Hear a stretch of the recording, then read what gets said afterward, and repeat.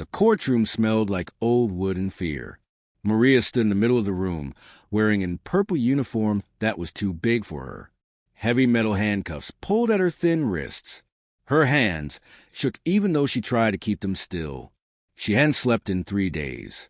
Every time she closed her eyes, she saw Tommy's face, her little brother, only 7 years old, waiting for her to come home. The room was full of people. Some wore fancy suits. Some whispered to each other. Some stared at her like she was a monster. Maria kept her eyes on the floor. The tiles were gray and cracked, just like the street where she grew up. Case number 4721, a voice called out. It sounded bored, like reading a grocery list. Maria's heart hammered in her chest. Boom, boom, boom.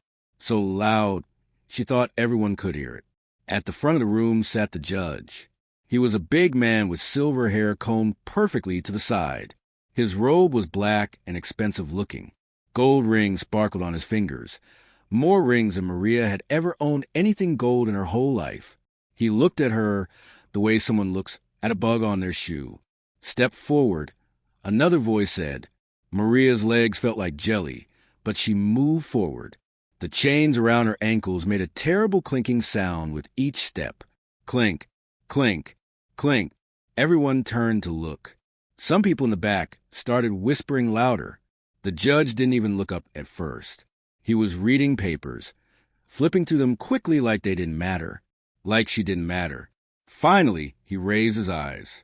They were cold, ice cold. Then he did something Maria didn't expect. He started speaking in a language she wasn't supposed to understand. The words were sharp and fast, rolling off his tongue like he was showing off. French. He was speaking French. Regardez ce petit criminel pathétique, he said with a mean smile. His eyes moved to the other fancy people in the room. Some of them understood. They smirked. One man actually laughed. A quiet, nasty laugh that made Maria's stomach hurt. The judge continued. Any comprenne probablement pas si que j'ai dit. Si est gens là any parlant chuan so long. More laughter. Not loud, but enough. Enough to make Maria feel small. Smaller than the chains already made her feel. Smaller than the orange uniform. Smaller than the poorest girl in the richest room. He was calling her pathetic. He was saying she probably didn't even understand him. He was saying these people only speak one language, like she was less than human, like poverty made her stupid. Something hot and sharp rose up in Maria's chest. Not anger exactly. Something stronger. Something that tasted like every night Mama came home with bleeding feet from cleaning rich people's houses. Something that sounded like Tommy crying because there was no dinner again. The judge leaned back in his big leather chair, looking pleased with himself. He picked up his fancy pen, the kind that probably cost more than Maria's rent, and prepared to speak again in English, probably tell her how many years in prison she'd get. Maria's mind flashed back. She was 6 years old, sitting on Mama's lap in their tiny apartment. Mama was tired, so tired her eyes had dark circles like bruises. But she was teaching Maria words, French words. Ma chérie, Mama would say, education is the one thing nobody can steal from you. Mama had worked for a French family before Maria was born. They treated Mama like furniture, but Mama listened. She learned, and she taught Maria every single word, every night, even when her hands hurt from scrubbing floors all day. Why are we learning this, Mama? Little Maria had asked. Because one day, someone will try to make you feel small, Mama said, stroking her hair. And you'll need to show them you're big inside. Big where it matters. The memory made Maria's eyes burn with tears, but she blinked them away. The judge was talking now in English. The defendant stands accused of... Excusez-moi, votre honneur, Maria said quietly. The room went silent, completely silent, like someone had pressed a pause button on the whole world. The judge stopped mid-sentence. His mouth hung open a little. His eyes went wide. Je parle français couramment, Maria continued, her voice steady now, growing stronger. I speak French fluently. J'ai entendu chaque mot que vous avez dit. I heard every word you said. The color drained from the judge's face. The The people who had laughed before suddenly found their shoes very interesting to look at. The court reporter's fingers froze over her keyboard. Maria stood taller. The chains felt lighter somehow. Vous m'avez appelé pathétique, she said, looking directly into the judge's eyes. You call me pathetic. Vous avez dit si est cela, any parlant chuan so long. You said these people only speak one language. Her voice didn't shake anymore. It was clear, strong. True. Je ne suis peut-être pas riche, Maria continued. I may not be rich. Mais je ne suis pas stupide. Et je ne suis pas invisible. But I am not stupid, and I am not invisible. The judge's fancy pen fell from his hand and clattered on the desk. The courtroom had never been so quiet. The judge's face turned red, then white, then red again. He looked like someone had slapped him in front of everyone he knew.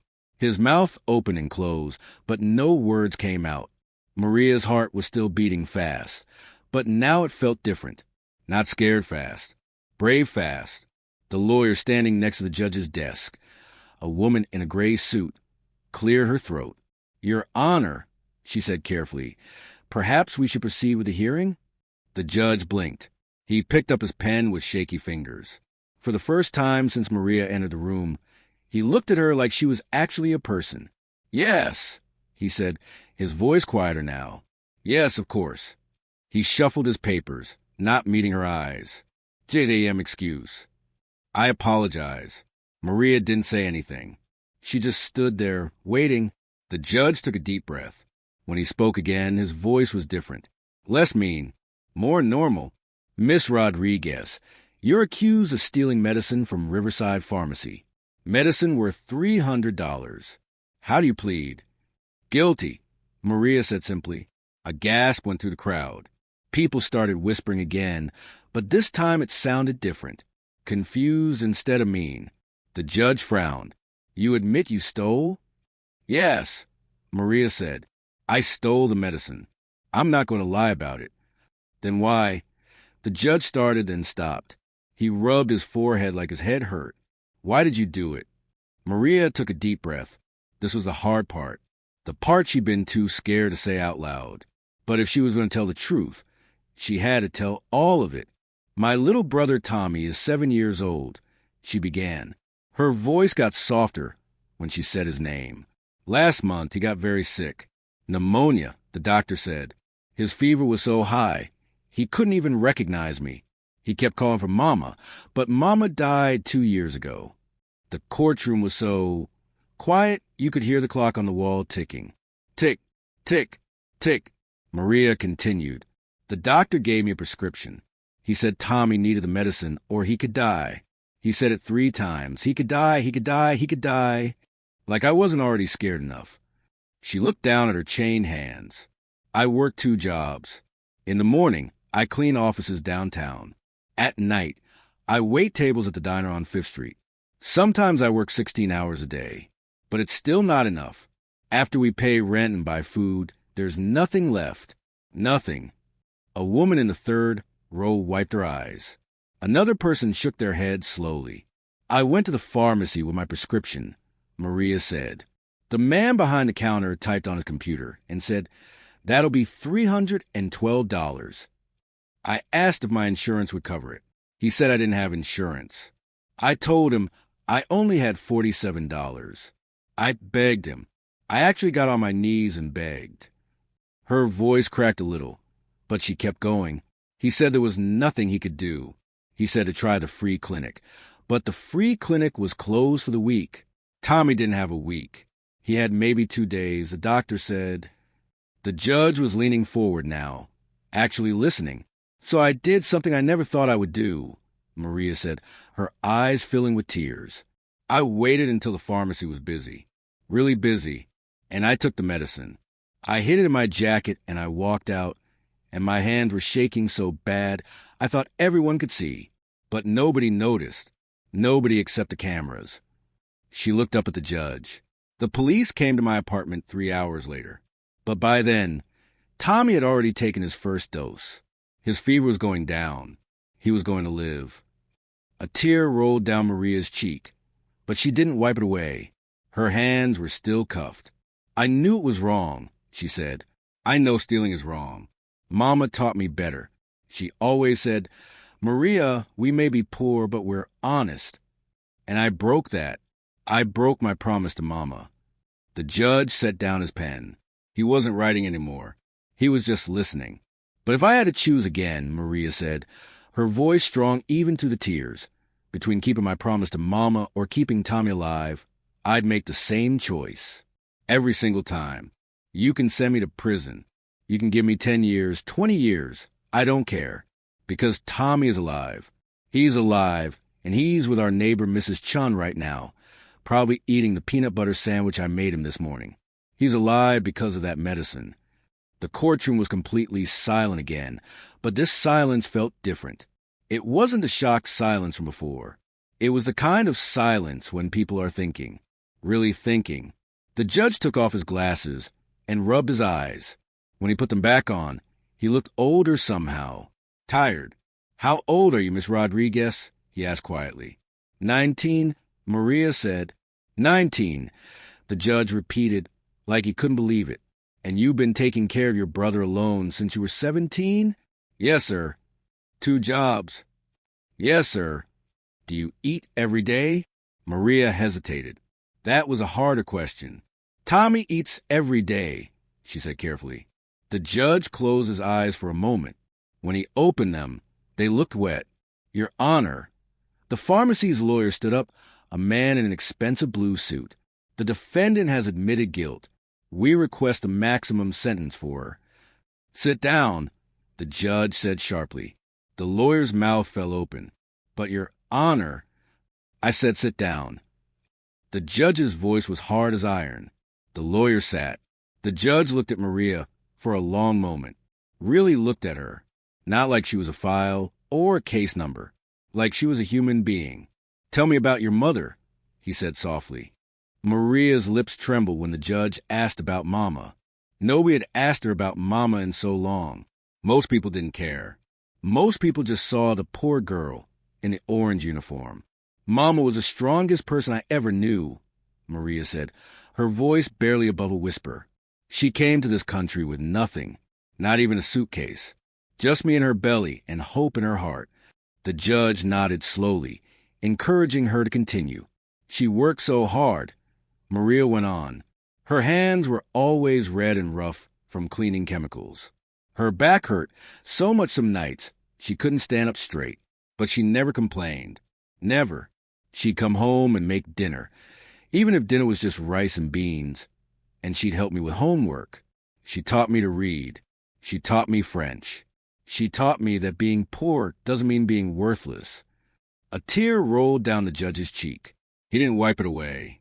"She got sick 2 years ago," Maria continued. "Cancer.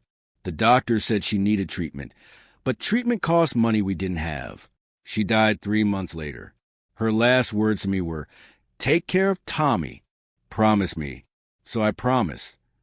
The courtroom was so quiet you could hear people breathing. The judge cleared his throat.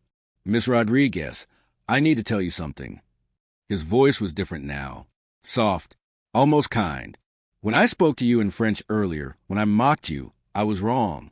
Deeply wrong." He stood up from his chair. Judges almost never stand up during a hearing. "I've been a judge for 23 years, he said. "I've seen thousands of cases, thousands of people, and somewhere along the way, I forgot something important. I forgot that every case is a person. Every file is a life. Every defendant has a story." He looked around the courtroom. "I sit up here in my expensive robe with my expensive education, and I forgot what it's like to be hungry, to be scared, to have to choose between right and wrong when both choices hurt." The pharmacy lawyer tried to stand up again. "Your Honor, this is highly irregular. Mr. Patterson, if you interrupt me one more time, I'll hold you in contempt," the judge said firmly. The lawyer sat down so fast his chair squeaked.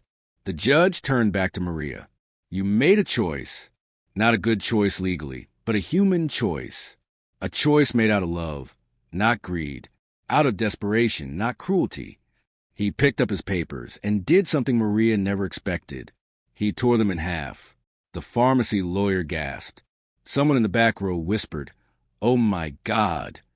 "I'm reducing the charge," the judge announced, "from felony theft to a misdemeanor. Time served. The 3 days you've already spent in jail, plus 200 hours of community service. You'll work at the free clinic on weekends, helping other families who can't afford medicine. You'll pay back the pharmacy $50 a month until the debt is cleared. No interest." Maria's knees almost gave out.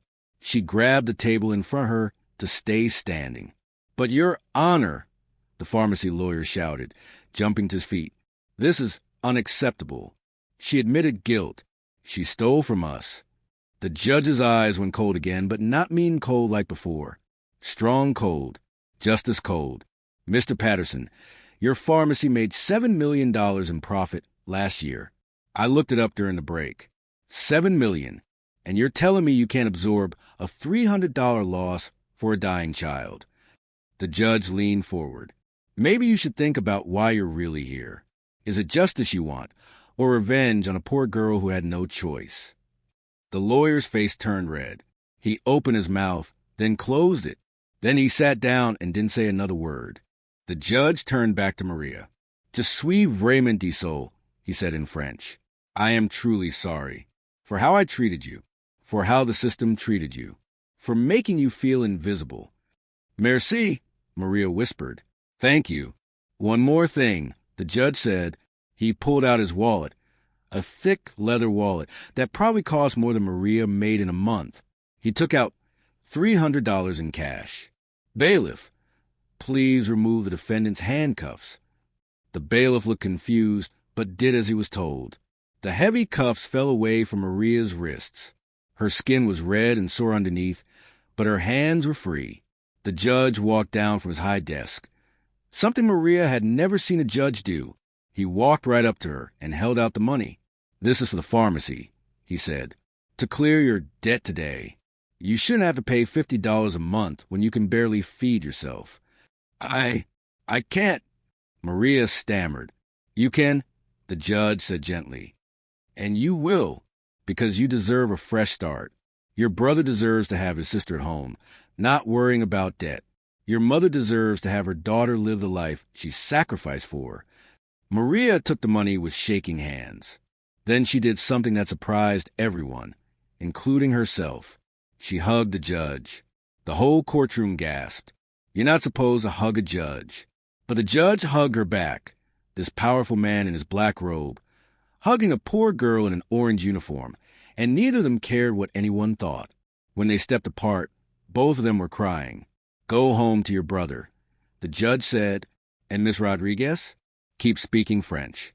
Keep being smart. Keep being strong. The world needs more people like you." Outside the courthouse, the sun was shining. Maria walked down the stone steps, still wearing the orange uniform because she didn't have other clothes to change into. But she didn't care. She was free. At the bottom of the steps, Mrs. Chung was waiting. And next to her, holding her hand, was Tommy. "Maria!"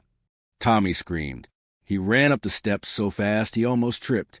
Maria caught him and lifted him up, spinning him around even though her arms were tired and sore. He was getting so big. Soon she wouldn't be able to lift him anymore. "You came home," Tommy said, squeezing her neck so tight she could barely breathe. "Mrs. Chan said you'd come home, and you did." "I promised, didn't I?" Maria said, kissing his forehead, "I'll always come home to you." "Are you in trouble?" Tommy asked, his big brown eyes worried. "No, baby," Maria said. "I'm not in trouble anymore." Inside the courthouse, through the big windows, the judge watched them. He was still standing at the window when his clerk came up beside him. "That was unusual, Your Honor," the clerk said carefully. "Yes," the judge agreed. "It was... The pharmacy won't be happy." "I don't care," the judge said, surprising himself with how true it was. "Do you know what I saw in that girl?" "What?" "My mother," the judge said quietly. 50 years ago, my mother was just like her. Poor, alone, fighting to keep us alive. Someone showed her mercy once.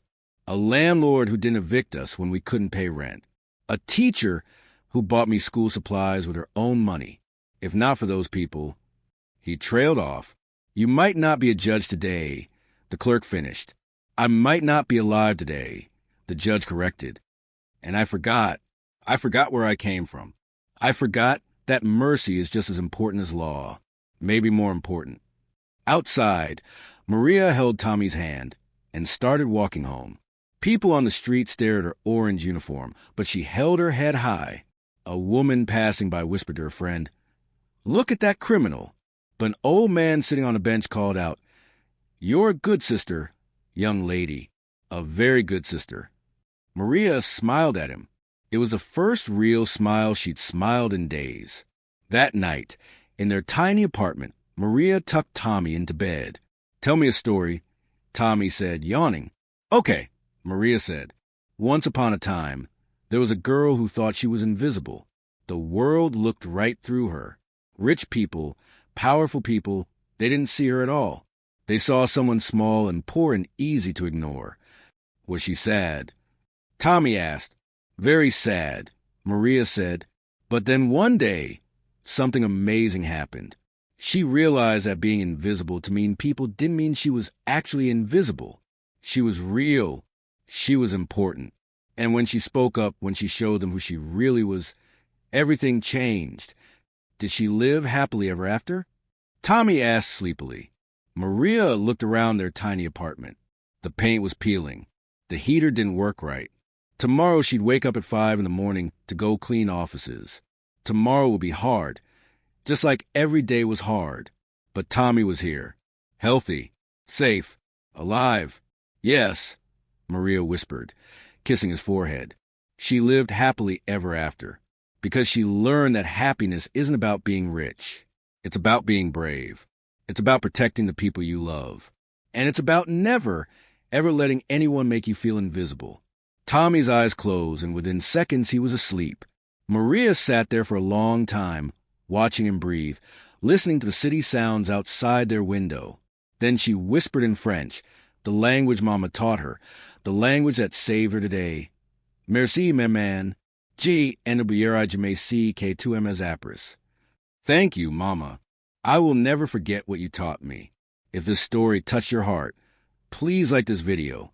Subscribe for more inspiring true stories of courage and justice. Share this with someone who needs to remember that dignity doesn't depend on money.